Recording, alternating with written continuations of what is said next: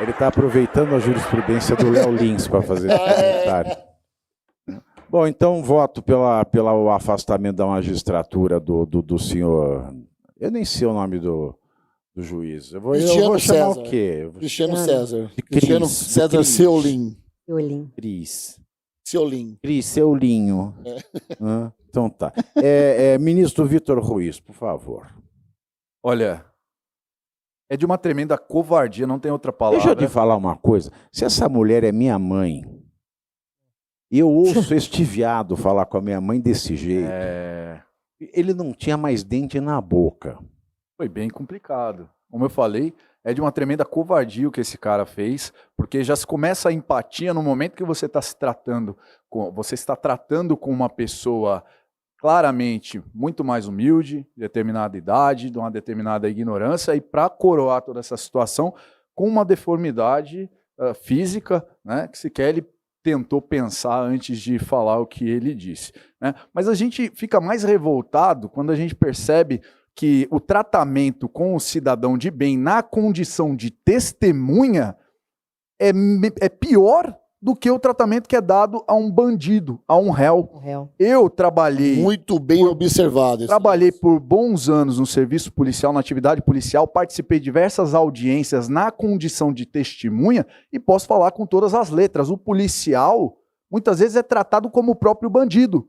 O bandido recebe perguntas como se ele foi maltratado pela polícia, se ele dormiu bem antes da audiência de custódia. Oferecem até casaquinho para o bandido se tiver frio, cafezinho quente. E para uma testemunha claramente humilde como essa, né, porque não tem, é inquestionável. Isso aqui passa do assunto de esquerda, direita, de como é tratada a vítima, a pessoa mais humilde, mais pobre. Isso aqui trata de humanidade. A falta de empatia desse cidadão foi gigantesca e notável. Então, eu acredito que um homem como esse, para não falar outra coisa, na condição de juiz, não representa o judiciário brasileiro, não representa o povo brasileiro, deveria sim ser punido, não sei como é que funciona, se tem um conselho de ética para os juízes, mas deveria sim ser levado. E deixo como a minha indicação aqui de sentença um curso intensivo de empatia para esse cidadão que não merece a cadeira que está, porque ele está representando ali o judiciário brasileiro. Isso é algo sério, né? Não é uma brincadeira. Se é esse cara que julga o Léo Lins, você tá ferrado, porque não gosta de risada, não gosta de piada. Não gosta de risada, é verdade. Assim, né? Convenhamos que parecia que ela estava dando risada. Né? Até parecia um pouco, mas você vai ver. Então, mas aí que é o negócio de fazer vai tratar desse presencial. Jeito, cara. E se estivesse dando risada também, qual que é o problema? É aí que a necessidade da audiência presencial, entendeu? Porra, meu. A necessidade da audiência presencial, a importância da audiência presencial é essa. É porque uma pessoa desse nível social não tem uma internet boa. E se ela tem uma deficiência maxilobucal, você não vai conseguir enxergar com clareza aquilo. Às vezes nem presencialmente você percebe. Isso até parece um discurso esquerdista, mas não é, longe disso. Só que, como eu falei, se trata de humanidade, né, cara? Eu duvido que se fosse uma pessoa um pouco mais esclarecida, de uma condição social um pouco avantajada, né, que chegasse lá bem trajado, bem aparentado, eu duvido que ele trataria dessa maneira. Ele ia falar assim, nossa, onde você comprou esse colar? A invertida seria a certa. Como eu falei, não tem outra palavra para descrever isso, senão covardia. Covardia. Ele se valeu da posição dele, como muitas autoridades no Brasil acreditam ter superpoderes a partir do momento que se revestem do cargo, e tratou essa mulher que tem idade talvez para ser mãe dele, né, dessa maneira prepotente, ridículo, passa de qualquer limite que ele poderia atuar. Eu sei como é. Eu, quando eu era advogado, né, antes de trocar pelo jornalismo, antes de eu ter muito processo na justiça, eu tinha muita representação no Tribunal de Ética da OAB, né, como vocês... Porque a personalidade, ela persegue a gente, é uma sombra. Né? Então, eu tive muita representação de juiz na OAB, tive muita voz de prisão em audiência. Nossa. Na Justiça do Trabalho, então, era batata. Uma vez eu entrei, eu trabalhei por uma década na indústria de celulose e papel. Aí a gente ia como preposto à audiência, aí tinha uma juíza aqui de São Paulo, não vou falar o nome, obviamente, ela falava assim, você é daquela empresa que mata a arvorezinha para fazer papel? Aí Esse é meu comecei papel. a rir. Eu comecei a rir, meu. Ela falou assim, o senhor tá achando o que engraçado? Eu falei, a senhora, já com esse peso que a senhora tá, pôr um pó de arroz na cara, um morango no nariz e a própria vovó Mafalda contando piada. Nossa. Nossa senhora. Isso foi uma das representações que eu recebi, né, dentre outras. Mas é uma tristeza. Ministro Delfim, meu Delfim, ministro.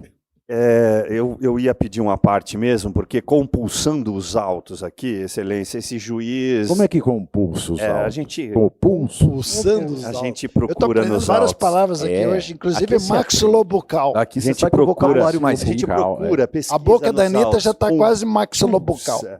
Ao final Exato. da audiência, o juiz registrou que a testemunha faltou com a verdade e determinou a abertura de um inquérito pela Polícia Civil para apurar suposta prática de falso testemunho. Eu sei, ela estava impossível esse Olha, dia. tava Ela fez demais. de tudo para acabar com a vida da testemunha, mas aí foi arquivado, não deu em nada.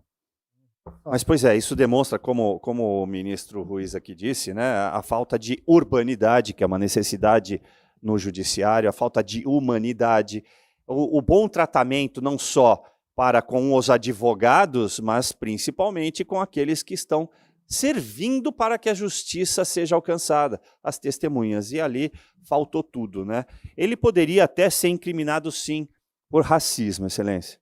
Mas como seria extra petita, ou talvez até ultra petita... É o caso dele. Petita é com ele né? mesmo. Eu imaginei, por isso eu fiz essa Falou em escada. petita, com o juiz. Fiz essa escada para Vossa Excelência. Eu o condeno a perder o cargo na magistratura, mas sem aposentadoria compulsória É verdade, com os isso. proventos todos. Eu quero que ele perca E os sem proventos também. penduricalhos. Porque tem essa também, né? O juiz do Brasil, se ele é condenado a parar de trabalhar e receber.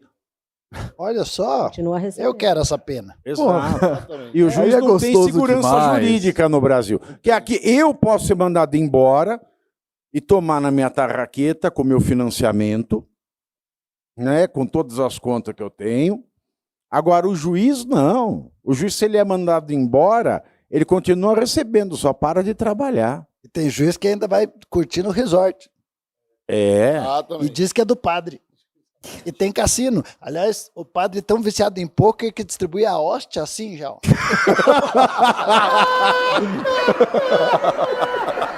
Muito bom. Doido. Só no Brasil. Somente no Brasil. É o dealer, não é o padre, é o dealer. É um dealer. Bom, Aí é muito louco vamos, de água vamos ouvir, benta, então. No Brasil só não pode ter cassino porque a lei não deixa. É do juiz. Só no Bom, Brasil. mas o juiz não tem segurança jurídica, né? Então, Cassino, Tem. né? Imagina Bom, os ministro, pobres mortais. nós, pobres mortais, falando em pobre mortal, o nosso pobre mortal ministro Rodolfo Maris. Que legal ouvir Ô, essas Pavinato. declarações. Excelência. Quem que falou isso aí? Foi o alemão lá. Quem falou? Pavinato. O Pavinato. Da última vez que ele veio aqui, eu imitei, né? Eu fiquei com isso na cabeça. Pavinato. Xandão da maromba. Então, Marombe. Então, eu fiquei escutando aqui, Vossas Excelências, e eu me coloco na condição de estudante. E eu Xandão da Nation. Xandão. Por favor, faz uma propaganda lá para eu treinar de graça nessa academia, já que o dono lá é seu amigo, o Corona. O Edgar Coroa, um beijo para o Edgar Coroa. Por favor, Corona, eu sou solta amigo o do corte. Pavinato aí. Vou nessa rabiola junto aí, meu. Como é que é Coloca- Nation? É, a Nation é uma baita de uma academia, cara. Eu via. Ah, o Edgar É. Quando eu vi a mensagem. O Edgar tem as melhores academias. Não, pô, é pra O Edgar tem as melhores academias Em do todas as Brasil. academias de treino. Eu fui lá outro dia e tava, sei lá onde ele tava treinando. sei O lá- Edgar é dono da Nation, da Biorritmo Da Biorritmo, ele tava na e Biorritmo da treinando. First. Quando eu vi a mensalidade, Edgar eu falei, é- vai funcionar, que eu vou suar pra pagar essa porra. Então, tá vendo só como a eficiência do plano começa aí. Hã? Muito bom. Mas voltando aqui ao centro da nossa discussão, eu escutei o ministro Caivano dizendo aqui, porque ele é uma referência na área jurídica, Sim. e você também, Excelência. E na condição de estudante de direito, muitos alunos ali na faculdade, no Mackenzie de estudo, sonham em ser juízes. E É óbvio! óbvio, até porque são filhos de juízes, né? Aí a gente pega a molecada de 18, 19 anos que sonham em ser concurseiros. De verdade, ninguém quer ser advogado. Pergunta lá, quem quer advogar? Ninguém quer advogar. Eles estão fazendo direito justamente para... Hoje, o mercado da advocacia, ele está se restringindo a filho de ministro. Pois é. Se você não é filho de ministro, você vai ter que rebolar muito. Aí, ou vai ter que rebolar muito, porque você tem que conquistar um. Não vai ganhar um cartório. Não vai ganhar um cartório, exatamente, não vai ganhar um cartório. Mas, já para ser sucinto aqui nas minhas declarações, é um absurdo ver esse tipo de comportamento do juiz, mas o que me chama a atenção também é o advogado não contestar o comportamento do juiz. Tudo bem que ela estava na situação ali de testemunha, mas ela foi levada por um advogado. O advogado tem todo o direito, é uma prerrogativa do advogado, inclusive, questionar o comportamento do juiz. E isso não foi feito. Então, que tipo de advogados nós estamos criando hoje no Brasil? Quais são os advogados que nós temos no Brasil? Porque se foi de uma ignorância profunda o que esse juiz fez, foi um crime muito maior o advogado não ter intervido ali na hora. E eu digo mais ainda, se fosse a advogada, a minha amiga Vivi Bart de Moraes, isso nunca teria acontecido. Pois é. Então... Sabe qual é a fama dos advogados, né? Qual? Que suga teu sangue. Por isso que a ordem dos advogados chama OAB, são os tipos de sangue. Coisa comprovada. O ministro Rodolfo, foi muito bem observada essa questão do advogado, mas muito provavelmente, assim, né, julgando pelo que a gente viu nos autos, e esse vídeo que serve como prova, né, provavelmente o advogado se tratava da Defensoria Pública, né, e a gente sabe muito bem como é que funciona no Brasil. Então, assim, quando você paga, você tem um risco de ter um mau advogado, mal formado, mal estudado, enfim, né? A última condenação que eu tomei, eu levei 4 anos de cadeia, né? Na audiência desse processo que eu levei 4 anos de cadeia, do Augusto de Arruda Botelho, não aquele que pegou o jatinho com o Toffoli para ver a final da Libertadores e no dia seguinte o Toffoli privilegiou o cliente dele. É tudo porque eu falei que a ação dele é suspeita na justiça e eu fui condenado a 4 anos de cadeia. Um dia normal no Brasil. Um dia normal no Brasil. Aí ele me processou, Botelho Pinto, mas me botou mesmo. Aí ele estava com a advogada dele, né? E a advogada dele fazia a pergunta para mim, né? Responda da seguinte maneira, sim ou não? Eu falei, entojada. Aí ela falou o seguinte, entojada não, o senhor me chame de doutora porque eu estou aqui na condição de advogada. Eu falei, então nós vamos ter um problema aqui, você precisa me chamar de Vossa Excelência, porque eu tenho pós-mestrado, doutorado, livre docência em curso. Lato sensu. Se você não me chamar de livre docência, de Vossa Excelência, eu não te chamo de doutora, tá combinado? E ela? Não, o povo é forga, o povo forga. O povo forga na gente hoje. E ela? Aí que eu fui condenado a 4 anos de cadeia.